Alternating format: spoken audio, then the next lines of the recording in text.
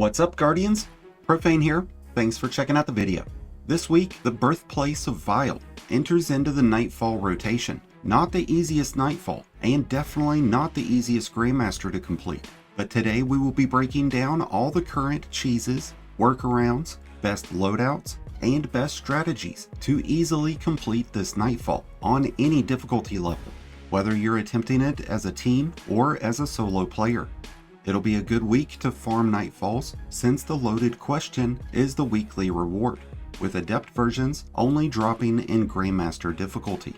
I would recommend keeping the ones that drop with Overflow and Controlled Burst if you're in need of a solid PvE fusion rifle. The Birthplace of Vile puts you up against the Scorn, so that means the From Whence You Came artifact mod will really come in handy this week. Your enemies will receive an increase in void damage, which will make those crossbow snipers hurt a lot more, so you'll want to be sure to put some void resistance mods on your chest armor. You will receive an increase to strand and solar damage this week, with fusion rifles also getting overcharged.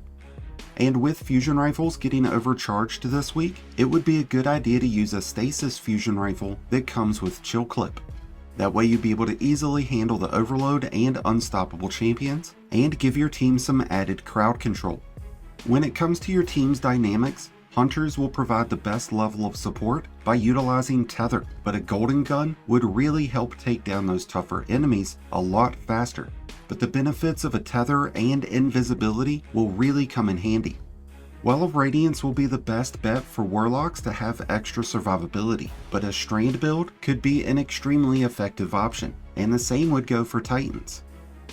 Since it stuns Unstoppables, the Malfeasance would be a great exotic choice this week, but honestly a lot of hand cannons would be good because of the Unstoppable mod. Since it stuns overloads and will make quick work out of those void shields, the Monarch would also work out very nicely, but the Polaris Lance and the Quicksilver Storm are my two recommended exotics. The Polaris Lance is just so strong right now on solar builds, and the Quicksilver Storm will provide the perfect complement to any strand build. There are unstoppable champions, so the Unstoppable Hand Cannon or Unstoppable Bow mod will both be solid options, and so will Overload Rockets alongside the Argent Ordnance artifact mod. When this strike begins, you'll be out in the public area, but there will be an unstoppable champion, so be sure you don't get caught by surprise. Once you've made it through the cave section, you'll want to play as far back as possible, because during this next encounter, you don't want to get overwhelmed by any of the aggressive enemies that are down there. This is where having a bow or a scout rifle will really come in handy. The next phase of this strike can be problematic, as you'll need to control the plate with Screebs and other Scorn attacking you.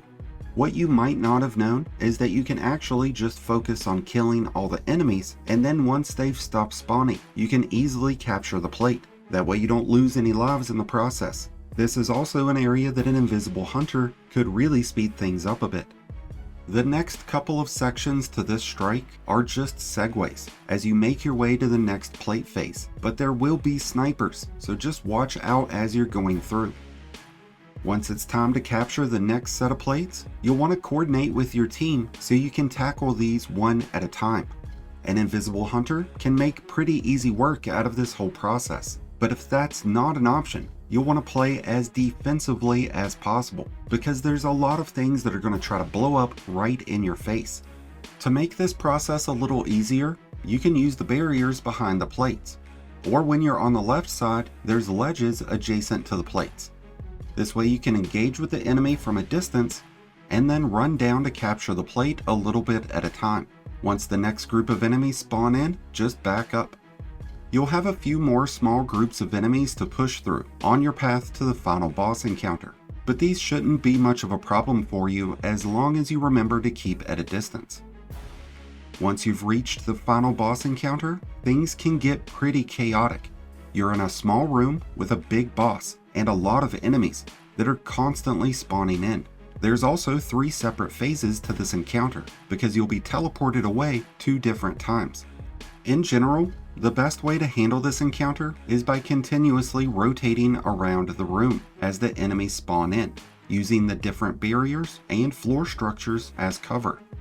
but this encounter does offer one extremely beneficial cheese that will make this entire engagement a lot easier. In the back of the room, there's a big statue, and if you use the floor structures to jump above and behind this statue, you'll technically be out of bounds. You'll be able to stay back here until getting teleported to the different areas once the boss gets low enough on health. But even after returning to this room, you'll be able to instantly re-access this space. Enemies can still shoot at you while you're back here, so I would never recommend to send more than one guardian back here at a time, because all it would take is one onslaught of perfectly timed grenades and you're donezo. To that extent, this is a cheese that is much better suited to those attempting this solo, or if you're carrying someone else through. It will make things go a lot slower by hanging out back here in this spot, but it does provide you with a much safer approach at getting this Nightfall and this Grandmaster completed. And with that, I think we've covered all the main points on the best loadouts, the best strategies, and all the current workarounds and cheeses of this week's Nightfall Rotator, the Birthplace of Vile. I wish you all the best of luck this week and throughout the rest of the season. If you've got any additional tips or tricks for your fellow Guardians, then be sure to sound off in the comments below. Thank you as always for checking out the video. If you enjoyed and found it helpful, then be sure to hit that like button below, along with the subscribe button if you're new.